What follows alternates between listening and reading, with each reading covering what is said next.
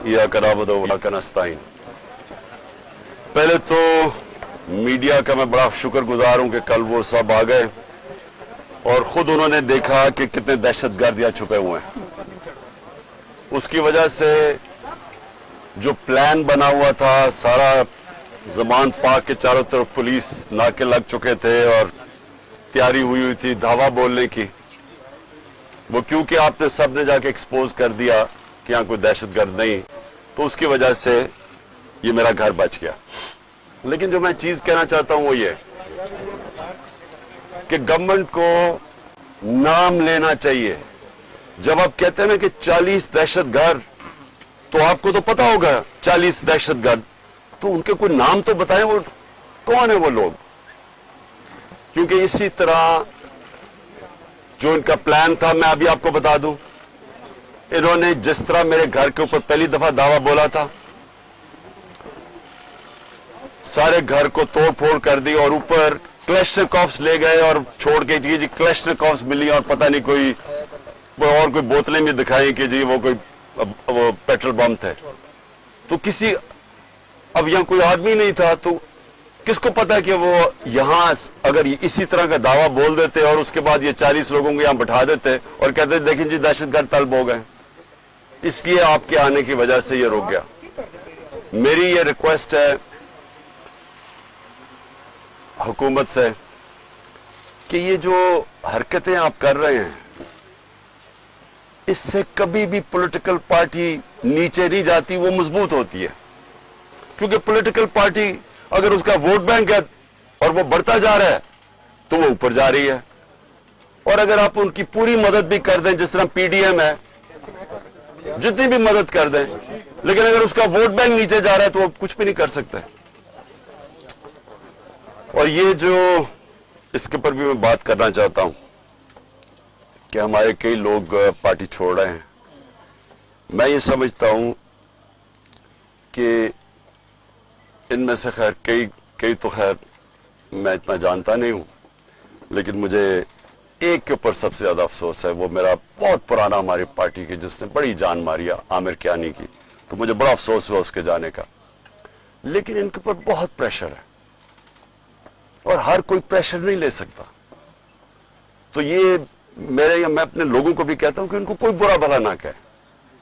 जिस तरह का प्रेशर पड़ा हुआ है आज, इस मुल्क की तारीख में कभी लोगों के ऊपर ऐसा पॉलिटिशियन पे प्रेशर नहीं पड़ा। पकड़ के लोगों को जेलों में डाल रहे हैं, फैमिलीज घरों में घुस रहे हैं, औरतें हैं, फैमिलीज औरतें हैं वहां, उनको औरतों को साथ उठा के शेरिया अफरीदी और उसकी बीवी ले गए जेल में। ये कभी हुआ पाकिस्तान में? कभी कि किसी उमर उस्मान डार के घर में घुस के सारा घर तोड़ दिया और उसकी वालदा से जो उन्होंने किया, ये कभी इस मुल्क की तारीख में हुआ है?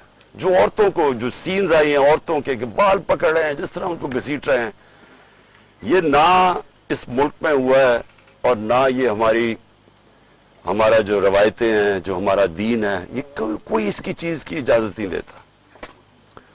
और इस सब चीज के अंदर क्या चीज रह गई है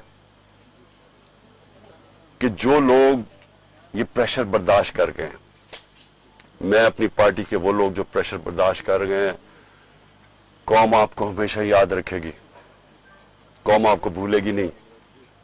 कि मुझे पता है आपके ऊपर किस तरह के प्रेशर्स हैं और जिस तरह आप खड़े हैं, तो ना मैं आपको भूलूंगा ना ये कौम आपको भूलेगी।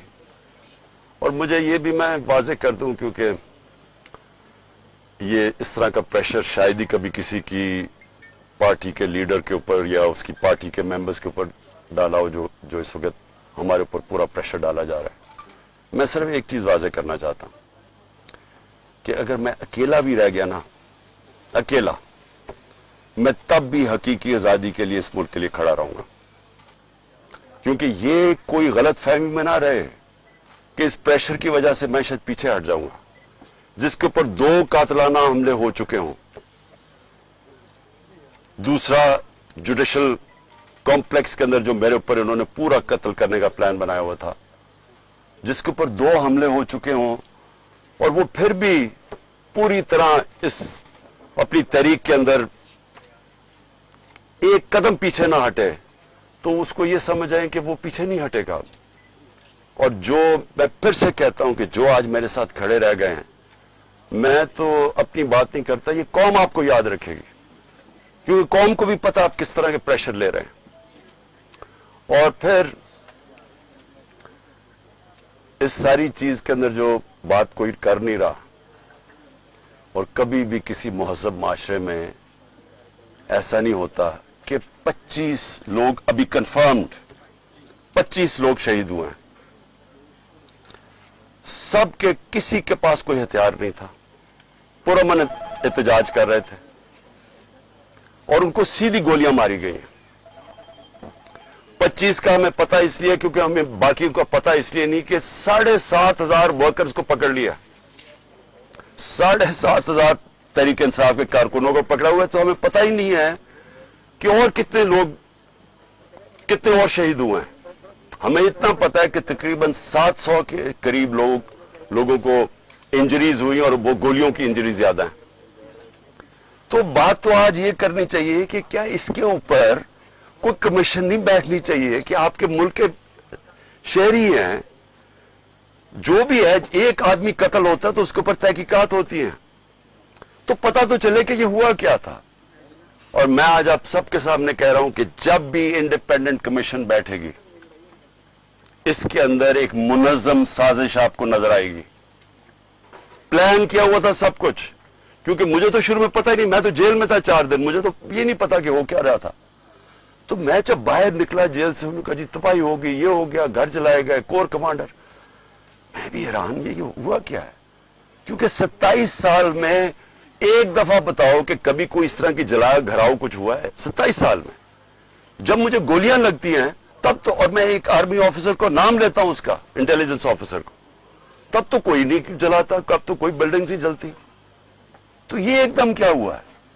तो इसका हमें आप मुझे पूरी तरह अंदाजा, और मैं आज डिमांड करता हूं कि जब और बनाई जाए, क्योंकि ये बहुत बड़ा मुल्क के अंदर 4 दिन जो हुआ है, एक इंडिपेंडेंट कमीशन बनाई जाए। और इंडिपेंडेंट कमीशन में क्या चीज सामने आएगी, मैं अभी आपको बता देता हूं क्या चीज सामने आएगी, क्योंकि मेरे सामने तो फैक्ट्स आ गए हैं। हम आपको सबूत देंगे कि कैसे प्लान करके लोगों को हमला करवाया गया है फौजी इमारतों के ऊपर। पिंडी के अंदर पुलिस ने पीछे से, क्राउड आगे खड़ा था, पीछे से पुलिस ने इनके ऊपर टेयर गैसिंग करके उनको जीएचक्यू की तरफ धकेला है, और रास्ते में कोई पुलिस नहीं थी जीएचक्यू के। यहां जो हुआ है, अब हम लाहौर जानते हैं, मैं तो पैदा यहां हूं, यहां पास ही तो है, 3-4 मील यहां से है वो कोर कमांडर। कभी सुना है कि कोर कमांडर लिबर्टी से लोग चल रहे हों और कोर कमांडर घर पहुंच रहे हों और वो खाली पड़ा हो वहां कोई यानी कोर कमांडर इतनी बड़ी पोजीशन होती है, उसको ऊपर कोई बचाने वाला नहीं है। वो सीसीटीवी कैमरा किधर हैं? वहां सीसीटीवी कैमरा लगे होंगे, पता तो चले वो कौन सी शक्लें थी जिन्होंने जलाया। अब तक तो सामने आ जाना चाहिए था सब कुछ। टीवी पे इतनी ज्यादा प्रोपेगेंडा चल रहा है, कम से कम वो शक्लें तो दिखा दें सीसीटीवी कैमरा पे किन लोगों ने जलाया था वो कोर कमांडर का घर। और क्या आपको हमारी डॉक्टर यास्मीन, मेरी बहनें वहां बाहर खड़ी होकर कह रही हैं कि आपने अंदर नहीं जाना। कौन था जिसने अंदर उनको किया? वही लोग थे जिन्होंने मियांवाली के अंदर जहाज चौक पे सब, जब वहां पुरअमन एहतजाज करे, उन्होंने कहा जी ये इसको जलाना है जहाज को। वो भी वहां से रिपोर्ट्स हैं कि वो उनको आगे कह रहे थे कि आपने ये करना है। पेशावर में वही रिपोर्ट्स आ रही हैं कि अंदर घुसे हुए थे लोग जो आप उकसा रहे थे क्राउड को। देखिए 27 साल में कभी किसी ने इस तरह की कोई हरकत नहीं की, तो एकदम ये जो सब कुछ हुआ है, तो इसके ऊपर बहुत जरूरी है इन्वेस्टिगेशन की, क्योंकि ये इस साजिश में ये चीज भी आएगी कि प्लान बनाया गया है कि किसी तरह तहरीक इंसाफ को फौज के सामने खड़ा किया जाए और फौज के जरिए तहरीक इंसाफ को खत्म किया जाए। ये प्लान बनाया हुआ है। ये खतरनाक है मुल्क के लिए। ये पीछे पीडीएम है। ये ही हुआ था 1971 में। 1971 में क्या हुआ था? इलेक्शन जो जीत गया था, जो प्राइम मिनिस्टर था, جس کو بننا چاہیے تھا پرائم منسٹر، ایک پولیٹیشین نے سازش کی فوج کے ساتھ مل کے اور اس کو بجائے پرائم منسٹر بنانے کے اس کے خلاف ملٹری ایکشن کروایا گیا اور ملک ٹوٹ گیا. یہ وہی پلان بن رہا ہے. الیکشن میں مقابلہ نہیں کر سکتے. 37 میں سے 30 بائی الیکشن ہار چکے ہیں. تو اب ان کو یہ نظر آ رہا ہے کہ نہ کسی طرح فوج کے سامنے کھڑا کرو. کون اپنی فوج سے لڑتا ہے مجھے بتائیں؟ اگر فوج سے لڑے گا تو کیا ملک ہی ہارے گا نا؟ کبھی کوئی لڑتا ہے؟ یہ جو سارا کرایا جا رہا ہے، جو اکسایا جا رہا ہے، اس سے کس کو فائدہ ہوگا؟ صرف یہ پی ڈی ایم کو ہی فائدہ ہے نا. ملک کی تو جمہوریت بھی تباہ. اب یہ سوچ لے کہ یہاں کیئر ٹیکر کا اب کیا قیام رہ گیا، ان کی کیا قانونی حیثیت رہ گئی ہے؟ 90 دن پورے ہو گئے ہیں. ان کا تو کام تھا الیکشن کروانے کے لیے آنا. ان کو تو اب تک اب ان کا کام کیا ہے؟ یعنی ان کی کون سی قانونی حیثیت رہ گئی ہے؟ اور 70% پاکستان ہے پنجاب اور پختونخوا. اب آج وہاں کوئی ریپرزینٹیٹو گورنمنٹ نہیں ہے کیونکہ انہوں نے الیکشن نہیں 90 دن میں کروایا. آئین کو توڑا ہے. گورنمنٹ نے، فیڈرل گورنمنٹ نے مل کے کیئر ٹیکر گورنمنٹ اور الیکشن کمیشن کے ساتھ مل کے سازش کی ہے. تو اس کا کون ذمہ دار ہے؟ اور یہ سارا ایک سازش کا حصہ ہے کہ کسی نہ کسی طرح اس ملک میں الیکشن نہ کرواؤ اور پہلے وہ لنڈن پلان کا حصہ کہ تحریک انصاف کو کرش کرو، عمران خان کو جیل میں ڈالو یا سائڈ پہ کرو اور مروا دو اس کو. یہ سارا وہ پلان کا حصہ ہے. لیکن سوال آخر میں میرا یہ ہے کہ کیا پاکستان جیتے گا اس سے؟ کیا ہماری جمہوریت کو فائدہ ہے؟ ہمارے اداروں کو، ہمارے آئین کو؟ یہ تو سارا تباہ ہو رہے ہیں اسی پروسیس کے اندر. خان صاحب یہ بتائے گا کہ جو آئندہ آنے والا سیٹ اپ جس کی بادگشت اقتدار کی راہداریوں میں سنائی دے رہی ہیں، وہ یہ ہے کہ 3 سال کا ایک ہائبرڈ سسٹم لانچ کر دیا جائے. آپ کہیں فکس ہو جائیں اور اس کے بعد پھر 3 سال بعد جا کے کہیں الیکشن ہو. ایسی صورتحال میں پاکستان تحریک انصاف کہاں کھڑی ہے؟ اگر 14 مئی بھی گزر گئی، آنے والے دن بھی گزرتے جا رہے ہیں، الیکشن کی ڈیٹ آپ کو مل نہیں رہی، پارٹی کے لوگ آپ کو چھوڑ کے جا رہے ہیں، این سی اے کا اسکینڈل آپ کے سر کے اوپر کھڑا ہے، ایسے میں آپ کہاں دیکھتے ہیں پارٹی کہاں اسٹینڈ کرے؟ دیکھیں، کوئی بھی راستہ لوگے نا، آج پاکستان جدھر کھڑا ہے، آپ صاف اور شفاف الیکشن کے علاوہ جو بھی راستہ لوگ ہیں وہ پاکستان کی تباہی ہے. مجھے کوئی سمجھا دے، آج کسی دانشور سے پوچھ لیں، آج اسے بتا دیں کہ پاکستان یہ خاص طور پہ جو معاشی دلدل میں پھنس گیا، پاکستان کی تاریخ کی سب سے زیادہ مہنگائی ہے. آج بلومبرگ کہتا ہے کہ پاکستان میں سری لنکا سے زیادہ مہنگائی ہوگی ہے جب سری لنکا میں پبلک سڑکوں پہ آئی تھی. تو سوال یہ ہے کہ اس سے نکلنا کیسے ہے؟ کوئی سارے دانشور آپ کو ایک بات کہیں گے کہ پہلے صاف اور شفاف الیکشن کرواؤ تاکہ سیاسی استحکام آئے اور اس کے بعد پھر آپ کی معیشت ٹھیک ہوگی. یہ سب کہتے ہیں. یہ بتائیے گا کہ آپ کو جو پاپولیرٹی ملی ہے وہ پاکستان میں کسی لیڈر کو نہیں ملی، تو آپ یہ کور کمانڈر میں جو حملہ ہوا ہے اس کی آپ مذمت کرتے ہیں؟ کیونکہ کچھ لوگ جیسے آپ بھی کہہ رہے ہیں کہ پاکستان تحریک انصاف کو اور فوج کو آپس میں لڑوانا چاہتے ہیں، تو آپ اس کی مذمت کرتے ہیں. دوسرا، بزنس کمیونٹی آپ سے کچھ روز پہلے ملی ہے، کچھ وہ کوشش کر رہی ہے کہ آپ کے جو معاملات ہیں یا مذاکرات ہیں اسٹیبلشمنٹ سے ہو جائیں اور یہ سارے معاملات جو ہے سیٹل ڈاؤن ہو جائیں. دیکھیں، سب سے پہلے تو کون نئی مذمت کر رہا ہے جو کور کمانڈر ہاؤس جلایا گیا ہے؟ مجھے کوئی انسان بتا دیں پاکستان میں جو نہیں کر رہا. یعنی وہ پرانی عمارت کو جلانا، یعنی تو یہ جان کے جو ہمارے اوپر ڈالا جا رہا ہے. پہلے ہمارے سے پوچھیں کہ کبھی عمران خان نے 27 سال میں کہا ہے کہ جناب جلاؤ گھراؤ کرو؟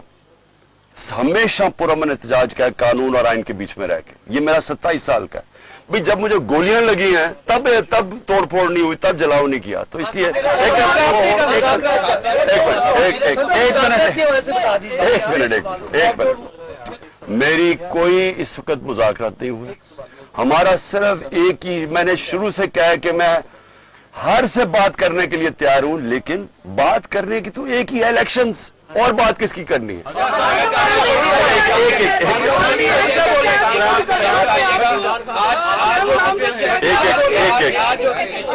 جو سچویشن تحریک انصاف کے ساتھ बनी हुई है, सूरत हाल बनी हुई है, आप नहीं समझते कि आप ना कौमी असम्बली से निकलते, ना खैबर पख्तूनख्वा की असम्बली तहलील करते, ना पंजाब की असम्बली तहलील करते, तो आप मुनज़्ज़म तरीके से पार्लियामेंट के अंदर बैठ के जमहूरी तरीके से अपनी जद्दोजहद करते, शायद आप अपने मकसद में कामयाब होते, क्योंकि इलेक्शन डिमांड थी वो तो पूरी नहीं हुई।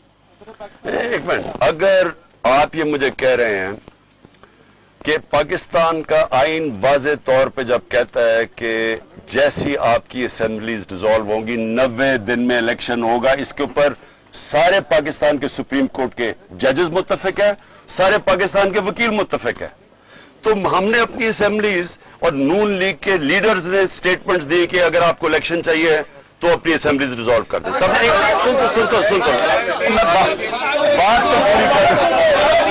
अब मुझे ये बताएं, एक अब मुझे ये बताएं कि अगर लोग आइन पे नहीं चलने के लिए तैयार तो उसमें मैं क्या करूं?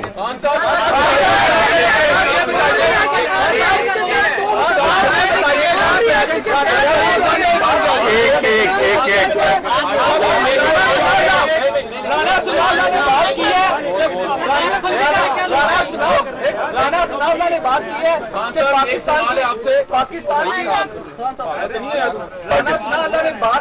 पाकिस्तान की सबसे बड़ी पार्टी है पाकिस्तान तहरीक इंसाफ।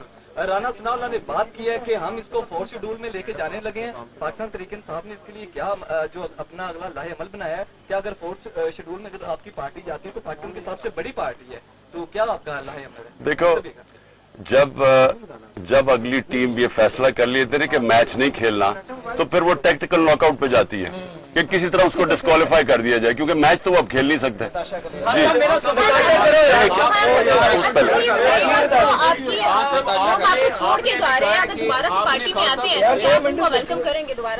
देखिए, वो मैं ये भी कह सकता, क्योंकि मुझे नहीं, कुछ ऐसा है छोड़ के जा रहे हैं आपके लोग। मैं ये नहीं कह सकता कि मैं उनको वापस लूंगा या नहीं लूंगा, लेकिन मैं ये जरूर कहूंगा कि मेरी सारी हमदर्दियां उनके साथ है। एक मिनट, क्योंकि उनके ऊपर बड़ा मुश्किल वक्त गुजरा है, उनके ऊपर जो प्रेशर पड़ा है ये मुझे पता है। इसके बाद अभी आपने कहा है कि मैं अकेला भी रह जाऊं, मैं अपने मौक़िफ़ से पीछे नहीं हटूंगा। आप भी अपने मौक़िफ़ से पीछे नहीं हटना चाह रहे, जो आपके साथ जो आपके खिलाफ हैं वो भी पीछे नहीं हटना चाह रहे, तो हम मुल्क की तबाही देखें मुस्तकबिल में। देखिए, अब मेरे खिलाफ है कौन? इनको तो छोड़ देना पीडीएम को, ये तो इनकी तो हैसियत ही नहीं है। आज देखें, मेरी उनसे कोई लड़ाई नहीं है, गुस्सा उस तरफ से है, वो मुझे अभी तक नहीं पता क्यों। या आप यकीन करें कि मुझे नहीं पता क्यों, क्योंकि मेरी उस तरफ कोई लड़ाई नहीं है।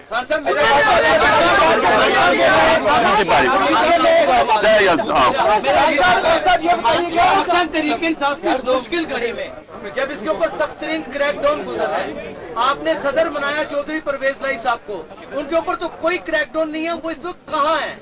वो क्यों नहीं सामने आ रहे और पार्टी का बयानिया क्यों नहीं दे रहे? सदर पाकिस्तान का रोल भी पहले